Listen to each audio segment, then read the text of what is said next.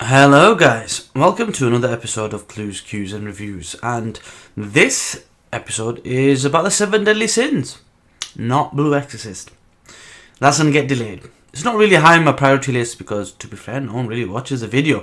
And disappointing, yes, I still watch it. I'm just not going to review it straight away. Anyway, this takes higher priority because A, it's come out early, B, I'm ill and I'm probably going to get worse over the next couple of days. So while I've got my health, I will be reviewing.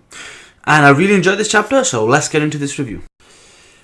So it was a quite sensitive chapter. Simple, but quite sensitive. I actually enjoyed a few different things about this. The chapter was called Elizabeth versus Indura, as in the beast rather than beasts. It's just the entity. And the way it was done was pretty cool. I like the way it worked. It showed Elizabeth in a very positive, in a very nurturing and a very fair light. And I think that's a good reflection of how she should be back then. Because that's what we're used to her now. We see her a little bit more of a crybaby now, but we get to see in a little bit more of a heavenly glory. Because she's close to being fully fledged at that point. And with that being said, there was a lot of things that I liked about this chapter, and it was the kind of chapter that you read it and you think, is it over already? It was one of those, you enjoy a chapter when you think it's too short. Anyway, let's get through the nuts and bolts of it. So Elizabeth steps up, she uses her magic, which essentially takes the shape of her eye. If you see, look at her eyes, they have that pattern. The magic she has basically is that, and it's kind of like a let there be light. The light is repelling the dark. The whole yin and yang thing. And she's basically, in a sense, exercising the demons. Like, they see people say exercising her demons. She's literally doing that, which is kind of cool. And she's basically exercising Monspiet and Derriere. The whole time, Lucidel's still got his eyes closed. And she's like, open your eyes, I command you. Lucidel still wants to kill them. He's still a prick. But one thing this chapter does is actually, although not fully, it kind of redeems the other two, Sariel and Tarmiel. I'll explain. So when she's trying to kind of dispel or exercise these, she gets pushed back, she's getting cornered a little bit. Because the combined power, maybe even the individual power, is a little bit too much for her. Or this could just be deceiving us because the combined strength is pushing her back, not an individual specifically. So with that being said, basically, Lucidel wants to take this opportunity to kill. Meliodas steps in and he goes full demon mode with the wings and says, nah, you ain't doing that. I'll take care of you three. Which is, he's got to have some cojones to do that. So he's confident in his abilities. And then we get to see the kind of persuasive, the charismatic, the good side of Elizabeth. And she explains about bias and why are we doing this, and it's not 4 clans, it's 5 clans, you know what I mean? It's earthlings, demons, goddesses, fairies, giants, it's everything, not just one over the other. And it needs to be, everyone needs to be the same, and that's why she sympathizes with them and she wants to help them.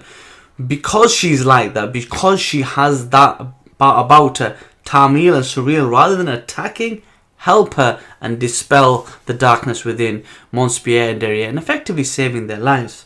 And what happens? Lucidel can't do jack. What's he going to do? Meliodas will deal with him. Or so we think.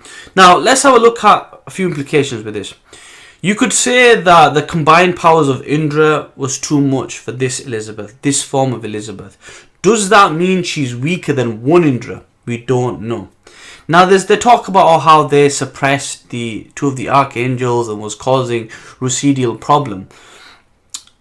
Where does this put her? I think she's up there. I think it was a funny way for us to not know the true capability of Elizabeth because there was 2 of them and she needed help.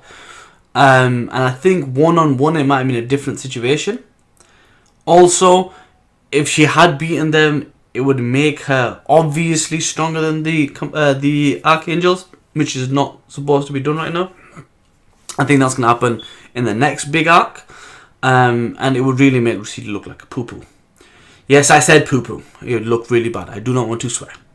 Anyway, once that's all done, the chapter's ended. There's one other thing that stands out. He will never forgive you. Who is he?